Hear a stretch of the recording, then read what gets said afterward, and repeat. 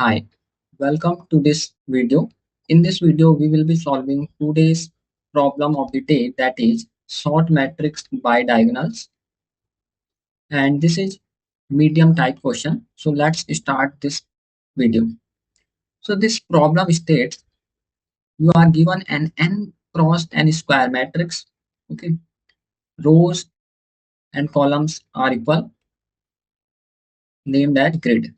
Return the matrix such that the diagonals in the bottom left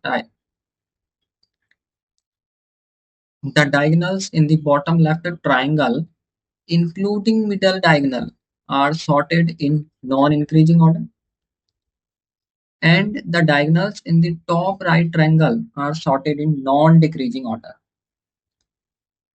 What it means? So we have this matrix, 3 row, 3 columns, and if you see in this example, we have to go from top left to bottom right, top left to bottom right, like this, like this, and we call it main diagonal. So basically, we have to find main diagonals, means top left to bottom right. We have to go like this. Okay.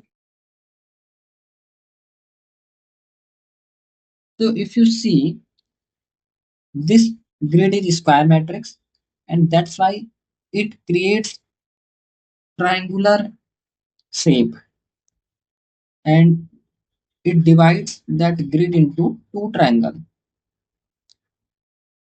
This is top right triangle, and this is bottom left triangle. This one is bottom left triangle. And this bottom left triangle includes this middle diagonal also. If you see, these are the diagonals, and this including this diagonal creates this bottom left triangle.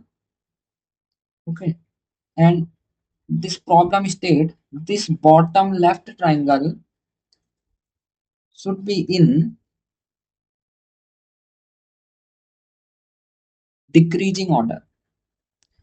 So if we collect bottom left triangle diagonals, we have 186, 95, and 4.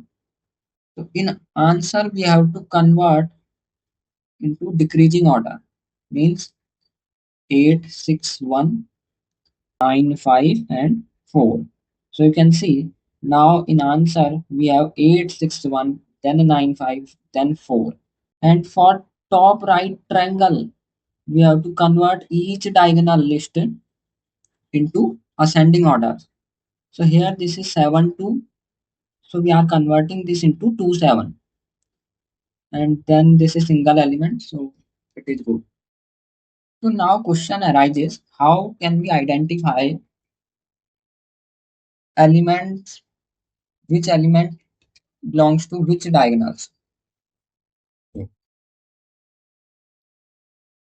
So there is one pattern, that if you collect diagonal elements, for an example we have 1, 8. So if you observe their index, it is 0, comma 0, and for 8 it is 1, comma 1, for 6 it is 2, comma 2.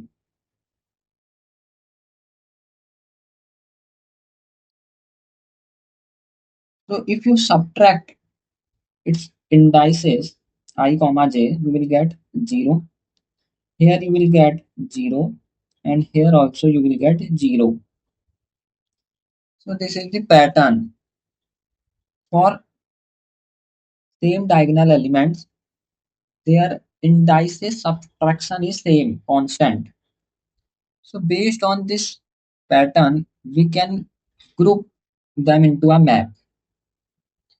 So we can create a map which will store key So key will be I minus j, and we will store for this key list. So this is our list of integers. So now our first step is complete, that group all diagonal elements into map, because we know elements which has same I minus j value, they belong to same diagonal element. Okay. Then second step is, we know for this list we have to perform sorting. Some list we have to arrange in ascending and some we have to arrange in descending. But how to identify which list we have to sort in ascending or descending? So again there is pattern. If you see, I minus j value can be in the range 0, 1, 2, -1, -2. That means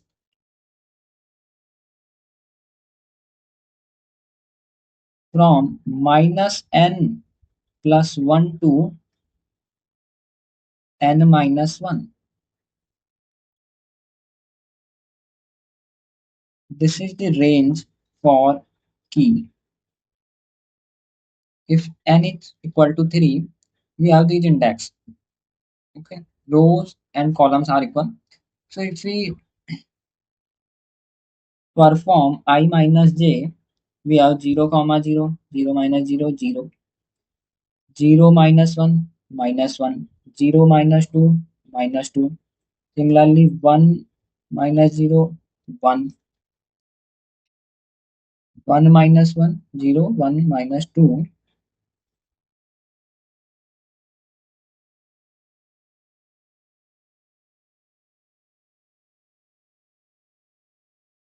1 minus 2, minus 1, then 2 minus 0, 2, 2 minus 1, 1, and 2 minus 2, 0.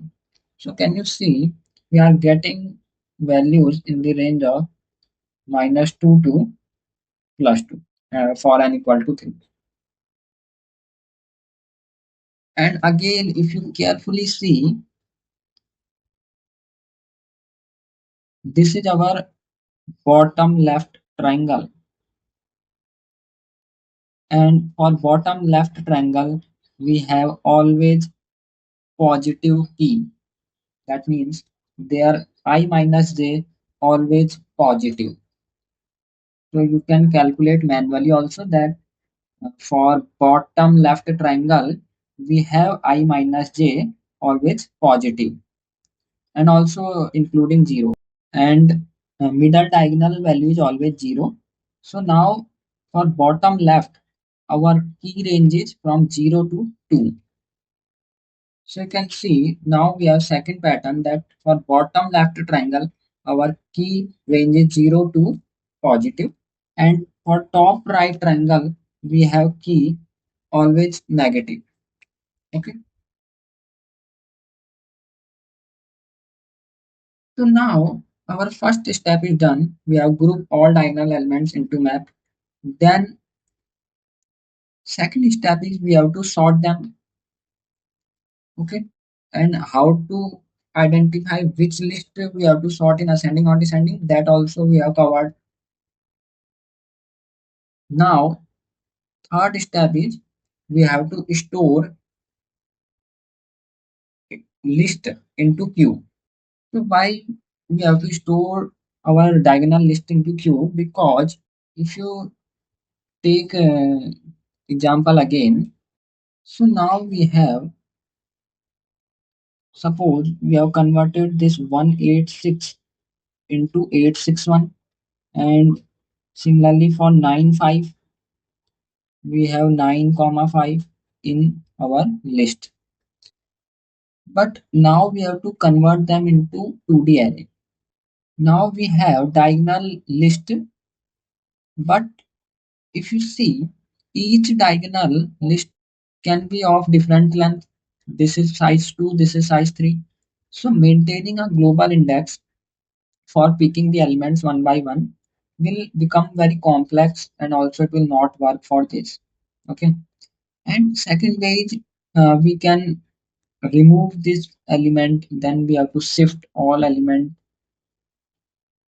So instead of doing this, what we can do, we can store this list into queue. So we can store this into queue 861, and then simply we can use queue method, that is poll, to remove the front element. Now we do not need to take care about the index, because each diagonal element list has different length.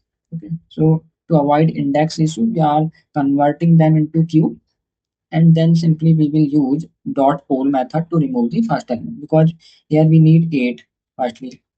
So it will remove this 8 and we will store. Similarly, when we come here, it will fetch 6, put here, and it will remove. Similarly for 1. So this is our third step. So now fourth step is build the grid. So now we have to traverse using two for loops to build the 2D array again. So let's see the code, how I converted this approach into code. So this is our code. If you see, firstly, it defines grid length into n variable, because we have same number of row and columns. So every time we will use n for rows and columns both. If there is only one element, then we need to return that same grid, because there is only one element, no need to do any changes. Then it defines a 2D array of same length n, and here we have to store our answer and we have to return it. Then it defines a hash map, because we have to store here key, and for each key we have some diagonal element list. So firstly it traverses the whole grid, and firstly it checks if key equal to I minus j, then we have to check if map contains this key already or not. If there is no key already present in hash map, then we are assigning a new array list, and then we are adding our current element to I minus jth key. Okay. But if we have already our key in hash map, that means we have list also. So simply we have to add our element to the list. No need to create again new list. And it will take n square. Okay, this piece of code takes n square time complexity. Then this is our queue map. What is different? Similarly, this is also hash map, but instead of storing into list, we are storing our element into queue to avoid index issue while building the grid. So second step is we have to traverse our map to sort list, and we know if our key is negative, we have to sort our list in ascending order, otherwise in descending order. Then after creating required list in required sorting order, simply add your list into queue map. Okay, and this is the way to define queue. And now simply we have to traverse the queue map to build a grid. So we need to again use two loops, and for ij we have to find value from I minus jth key, and we are getting the queue, or you can say list. So you will get list, and simply you need first element. So it calls dot poll method, which will remove the first element, and firstly it stores and then it delete that first element. So next time we will get second element, because first one is removed. So that's how you have to build this grid again. At last we have to return our answer to the array. So let's look into the time complexity and space complexity. So if you see, time complexity is actually n square log n. How? if you see, we are getting multiple n square for converting n elements to q. Okay, this is also taking n square time. Okay, this is also taking n square time. This piece of code is also taking n square. So there are three n square which we considered as n square. Okay,